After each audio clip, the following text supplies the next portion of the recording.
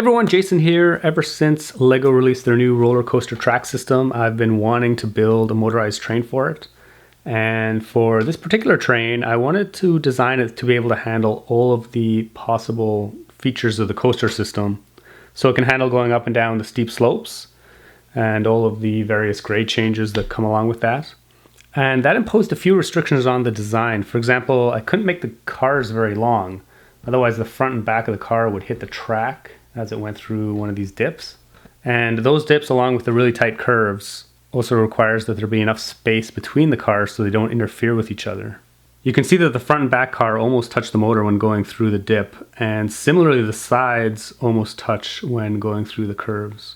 I also thought it'd be kind of cool to throw back to the old monorail system by putting the motor in this small central engine car.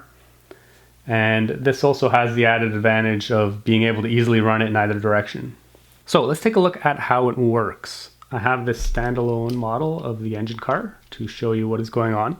And the drive system is pretty simple. There are two axles that drop down below the chassis of the engine car on either side of the track. And each one of those axles drives a rubber tire alongside this lower sidewall of the track system. And it's actually a really secure fit. I think you could even do some kind of suspended train this way as well. For tires, I'm just using these basic small rubber tires, which are pretty common.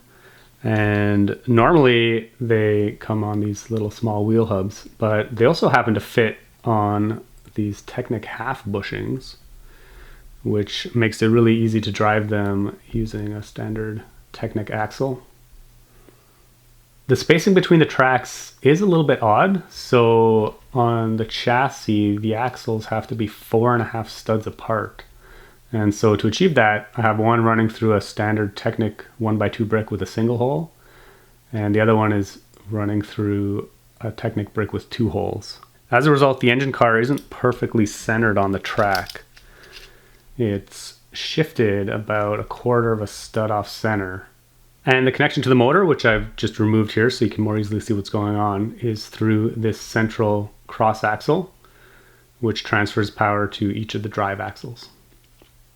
For the other cars, I just have them mounted on the standard roller coaster car frames, since they work really well with the coaster system. And to connect the cars together, I'm using this small shaft with a ball joint on either end. Since the train is going through curves on the level and also going through grade changes, you do need 2 degrees of freedom in that connection, which is why I'm using the ball joints. And that is pretty much all there is to it. I have created building instructions for this basic train chassis, which you can find along with some other information about assembling your own train over at jkbrickworks.com.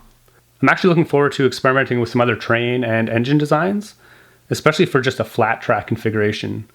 I think removing the steep hills will allow for some more flexibility in the train design, and I'd love to design a longer L train that would look good running through a city display.